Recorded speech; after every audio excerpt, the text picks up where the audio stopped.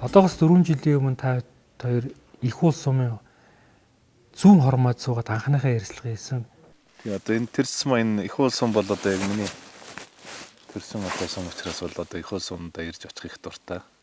Тэр бол улсын хурлын сонгуулийн өмнө нутгаа зорж явсан байна. Тэгээд Иранд бол хэрв сонгогдвол орон нутгаас ажиллаа эхлүүл ямар вэ гэж би асуулт тавьсан. Тэгээд дараа нь та тэр их уул сум, Идэр сум, Тосон Сэнгэл сум, Түнэл сумдаар орсон доо. За гэтэл өнөөдөр ингээд яг 4 жилийн дараа эргээд яг энэ цагт ороод уулзч илээ л да. За ингээд төр төрсцээд 4 жил боллоо, танд бас баяр хүргэе. Энэ бол сайхан алба, нэр хүндтэй алба, хэцүүч алба байсан баг. За эхний ярианаас таны үйл ажиллагаа эхэлсэн гэвэл хөдөө орон нутгийг өөрчлөхийн тулд бодлогын хувьд, үйл ажиллагааны хувьд яг юу болсон бэ? Юу хийв?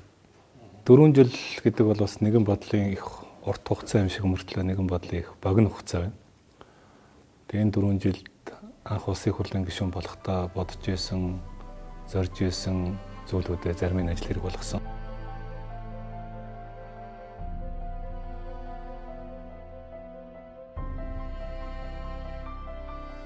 Хүн сумч нь бол миний аавын нутаг. Яг л одоо төрсөн нутаг, төрсөн одоо хайрладаг, хүндэтдэг, сэтгэл дүргэлж ойрхон байдаг их уул хайрхныхаа одоо 20 мянган суугаад тэгээд ингээд нэг сайхан гэгээлэг сайхан зүйлүүд ярьж байсан. Гэхдээ эдгээр бүгдээрээ мөрөөдөл байсан тэр үед тийм үү. Гэтэл өнөөдөр мөрөөдөл бас биелдэг юм байна гэдгийг манай хөвсгөлчүүд бол яг өөрсдийнхөө амьдрал дээр, өдөр тутмын амьдрал дээр ингэж мэдэрчсэн болов уу гэж бодож байна. Санжээ өдөр их уулын уулын 20 тэр үед хатуу уучлалтай зам байгаагүй. Тийм ээ. Их уулын 20 сууж явах тэр үед гар утасны сүлжээ байхгүй байсан. За ингээд ямар ч байсан 4 жилийн хугацаанд бол манай Хөвсгөл аймагчин хөдөөгийн 88 багтаа. Тэгээ хөдөөгийн 88 багтаа гар утасны сүлжээ оруулсан. Бүгдээрээ гар утастай болсон. Тэгэхээр Монгол улсын хэмжээнд одоо 330 гаруй сумдуудаас 330 гаруй сумдууд бараг үндсэндээ чинь 2000 гаруй баг байдаг, хөдөөгийн багууд байдаг тийм ээ. Энэ багуудаас яг бүгдээрээ гар утасны сүлжээнд толгогдсон ийм багтаа аймаг бол 3 дагам цөөн болов гэж би бодож байна. Манай Хөвсгөл аймгийн 23 сумаас одоо үндсэндээ шилэн кабель толбогдоогүй 4 сум л байна. Бусд нь бол шилэн кабель толбогдсон. Тэгээ одоо яг хөдөөгийн баг дээр уулзалт хийхэд гэдэг юм л та. Хөдөөгийн багийн дарга нарын ачаад л урд өмнөхөөс гар утасны сүлжээ байхгүй үеийнхээс 2 дахин нэмэгдсэн. Сумын багийн эмчийн ачаад бол 3 дахин нэмэгдсэн. Нөгөө алдагдсан малаа их богино хугацаанд олдог болсон гэд. Энэ яг яагаад сумын багийн даргын ачаадад нэмэгдэв, яагаад багийн эмчийн ачаал нэмэгдэв гэдэг чинь гар утасны сүлжээ гар утастай болсон учраас цаг алдалгүйгээр нөгөө эрүүл мэндийнхээ үйлчлэгийг авдаг болсон байж шээ. Хаваржаан дээрээ, үйлжөөн дээрээ, намаржаан дээрээ одоо утсаар яриа шаардлагатай мэдээллүүдээ аваад тийм ээ. Ингээд их сайхан үр дүнгийн хүртэж шээ. Одоо манай Хөвсгөл аймагт тэр цахим хөвсгөл хөтөлбөрийн хүрээнд бол энэ хөдөөгийнхөө бүх сумын эмнэлгийг бид нар шилэн кабель холбоцсон. Тэгээ шилэн кабель холбоод тэгээд одоо өнөөдөр хөдөөгийн иргэд маань өнөөдөр Эренчимлэн сумын хамгийн аслагдсан багт амьдарч байгаа иргэн маань Мөрөн хотын нийслэлийн Мөрөн хотын эмнэлэгт орж ирэх, нийслэлийн эмнэлэгт орж ирэх маш их зардал хэрэгэлтэй байсан шүү дээ. Тэгэхэд өнөөдөр Эренчимлэн сумынхаа аслагдсан баг дээр байгаа хүн маань эмнэлгийнхаа захиалга, орныхоо захиалгыг өгөөд яг захиалга болонгууд нь аймгийн төвлөгөө орж ирээд ингээд эмнэлэгтээ хэвтэж байгаа. Ийм сайхан боломжийг л олгож байгаа байхгүй. Энэ захим хөвсгөл гэхээр хүмүүс яахан тийм ойлголт муутай байдаг. Захим хөвсгөл гэдэг чинь өөрөө энэ гар утас чинь шүү. Захим хөвсгөл гэдэг чинь шилэн кабель чинь юм шүү. Захим хөвсгөл гэдэг чинь хүүхдүүд чинь хэрэглээд байгаа интернет чинь юм шүү. Захим хөвсгөл гэдэг чинь таны нөгөө одоо захиргаан дээр очиод заавалчгүй аймаг орж тэр бичиг баримтыг бүрдүүлдэг байсан модны гоожингаас авахулаад энийг ингээд шууд онлайнаар авчдаг. Тэр бүртгэлээ онлайнаар хүүхдийнхээ төрсний гэрчлэгээ хүртэл аймгийн төвлөө орж авдаг байсан юм тийм ээ. Гэтэл энэ бүхний чинь өгж байгаа юм чинь захим хөвсгөл гэдэг хөтөлбөр юм аа. Тэгэхээр яг өнгөрсөн 4 жил бол би бас цөөнхийн гишүүн байлаа. Тэгээ улсын хурал дээр олон хулаагүй цөөнх болсон. Тэгээд цөөнх бол бодлогоор хэрэгжүүлэх их боломж муу байдаг. Ямар ч байсан гэхдээ нэг тийм одоо би бодлого хэрэгжүүлэгч биш болчлоо. Зүгээр шүүмжлэгчийн сөрөг хүчний байр сууриас одоо байх хэрэгтэй байна. Бүгдийг шүүмжлээд байх хэрэгтэй байна гэсэн энэ байр сууриас би хандаагүй. Яг эрх баригч нартай хамтраад тийм ээ тодорхой улсын хурлын гишүүн чинь өөрөө хэдийгээр сөрөг хүчний гишүүн ч гэсэн 76 гишүүн чинь хууль батлуулах, хууль санаачлах бүрэн эрхтэй хүн байхгүй. Тэгэхээр хүсэл байгаа, сэтгэл байгаад яах юм бол ямар ч хуулийг санаачлал батлуулж болно. Яг тэрнтэй адилханаар өнгөрсөн 4 жил бол бас энэ боловсролын салбарт хийгдэх шинжилгээний ажлууд бас нэлээд эрчимтэй явсан. байгаа. Энийг бол бид тодорхой хэмжээнд дэмжиж ажиллаж юм төрөөс боловсролын талаар баримтлах бодлогын бичиг баримт гэдгийг батлуулах ажлын хэсэгт бас орж ажилласан. Энэ дээр би яг юу хийж өгсөн бэ гэхээр нэгдүгээр хөдөөгийн хүүхдүүд 6 настай сургуульд ороход маш их хүндрэл гардаг. Ээжийнхээ өрөөс гараагүй шахуу амтан 6 настай орж ирээд ингээд дотуур барина. Зарим нь ингээд эсвэл ээж нь хүүгээ аваад ордог, эсвэл аав нь хүүгээ аваад ордог тийм ээ. Эсвэл өвөө эмээ нэг сумынхад үдэ гэр бүл тустай амьдардаг, хоёр хэсэгтэй амьдардаг. Ганцхан чи Өвсгөл аймагт байсан асуудал биш аахгүй. Монгол улсын хэмжээнд хөдөөгийн сомдод амьдарч байгаа, хөдөөгийн багуудад амьдарч байгаа иргэдийн өмнө толгомдсон хамгийн толгомдсон асуудал учраас одоо хөдөөгийн малчтын хүүхдийг 6 наснаас нь биш 6 наснд нь 8 нас өрөө сургуульд ороход нь тэр 2 жилийн хугацаанд тусгай хөтөлбөрөөр одоо сурах тэр болцоог нь олгож байгаа байхгүй. Энэ бол маш том шинжилгээ. А хоёрдугаарт нь бол нэг хөдөөд амьдарч байгаа залуу багш нарын асуудал. Бидний орон сууцны хангамжийн асуудал байгаа. Цалингийн асуудал байгаа, хөдөлмөрийн үнэлэмжийн асуудал байж байгаа, нийгмийн баталгааны асуудлууд байж байгаа тийм ээ. Тэр энэ бүх асуудлуудыг шийдвэрлэхэд одоо төрөөс онцгой анхаарах хэрэгтэй гэсэн энэ бодлогын бичиг баримтад нь ийм заалтууд орсон байхгүй. Хуучин одоо улаан улс сум дээр очиход ер нь залуу багш нар чи айлын гэр түрээсэлж амьдардаг. Тийм ээ. Эсвэл одоо дотор байрныхаа хүүхдүүдтэй хамт амьдардаг. Эсвэл галдгоондоо хүртэл сумын сургуулийнхаа галдгоондоо хүртэл амьдарч байсан багш гээд надтай улаан улс сум дээр уулзч л байсан шүү дээ. Тийм ээ. Энэ бүх асуудлуудыг шийдвэрлэх асуудал нь орон сууцны хангамжийн асуудал. Тэгэхээр нөгөө шинэ мөрөн гэдэг хороолол орж ирж байгаа байхгүй.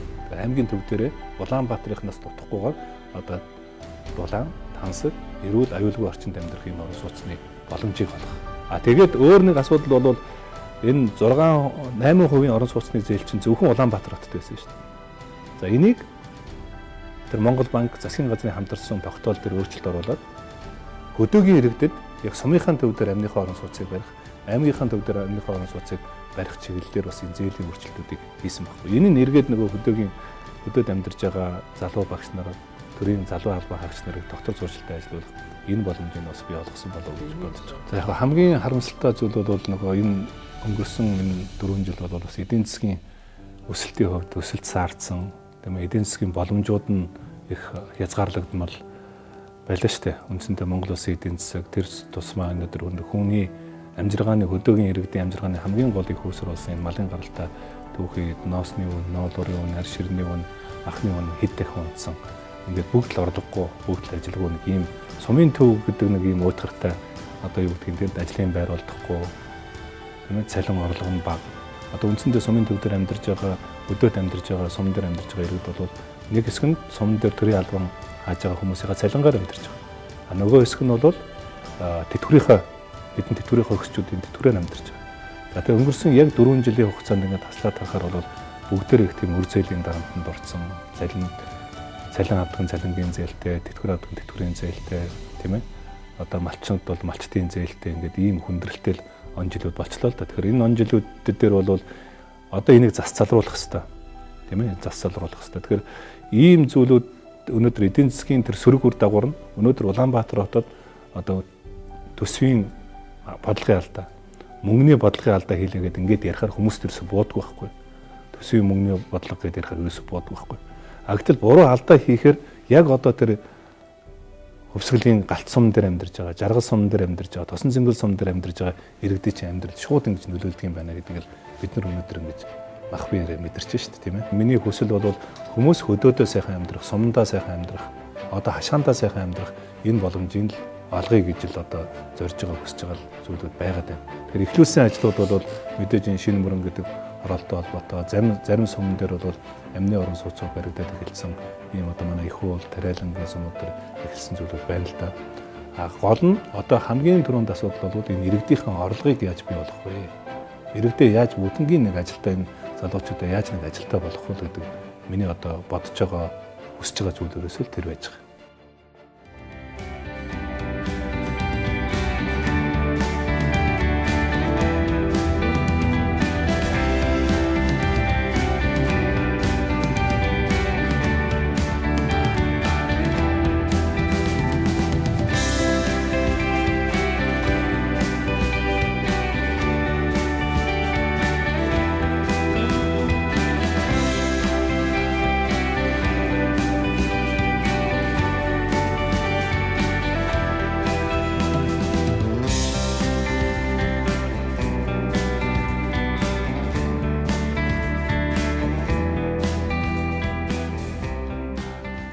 Тэгээ би өөрийгөө их азтай гишүүн гэж боддог юм аа.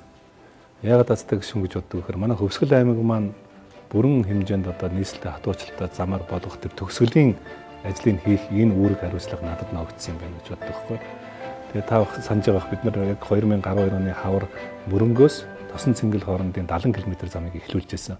Замын бүтээн байгуулалтын ажил эхэллээ. Энэ бүгд бодиттой хөгжил рүү улам ойртуулж байгаа их бүтээн байгуулалтаа. Манай мөрөнгөөс тариалан хүртэлх 171 км замын эхний одоо 60 км замыг эхлүүлэх ийм замын одоо шав тавих ийм сайхан ёслол болж байна.